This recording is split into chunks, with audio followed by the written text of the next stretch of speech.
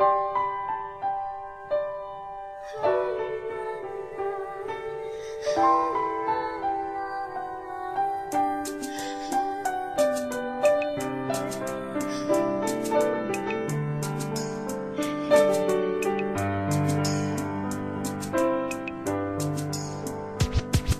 was 3 years old nang ikaw ay na-meet. Napahanga ako sa taglay mong bait. Ikaw ang guest ko sa tuwing birthday, pati sa room ko. Ikaw ang display, di ka na nawala sa alaala. Ikaw lang talaga at walang kagaya. Ikaw ang gusto ng mga friends ko, at di ko alam pati parents ko. Ano ba ang meron ka na wala sa iba, at napapangiti pag nakita ka na sa mga poster at maging sa TV. Inaabangan ng iyong movie. Bata pa ako noon nang maramdaman ko to. Ayoko ng iba, ikaw ang gusto ko. At sa aaminin ko, maniwala ka, mas gusto kita kaysa kay Darna.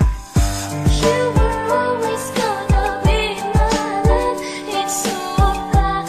다르가 또마다 꿈이 이루어질 때도 I remember to love you taught me how.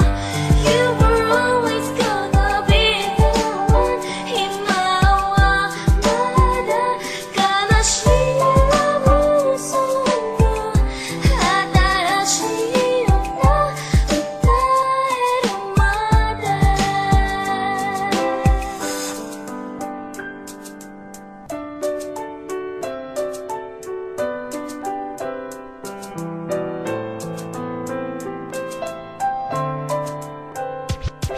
Oh why, bakit ganito? Gusto ko ikaw lang nasa tabi ko. Mga poster mo at mga magazine, sa buhay ko hindi kita kayang alisin. So pati sa cellphone at mga gamit, ikaw ang nakalagay sa aking bedsheet. Ako ay nalungkot nang ika'y nawala. Ano ba ang mali na aking nagawa? Pakiusap naman kahit na sandali, para lang mapawi ang mga bighani at muling umiti at di na umiyak. Magpakita ka lang, gusto kong matiyak na buhay ka pa rin at ika'y malakas. Gumawa ka ulit ng mga palabas, at kapag bumalik, ngingiti na pusa, at hindi ako magmamahal ng pusa.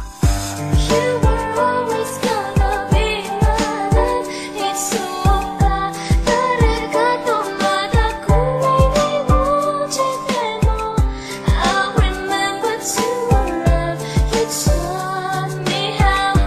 You were always gonna be the one. 희망마다 가나시라고 소리로 하다라시였나.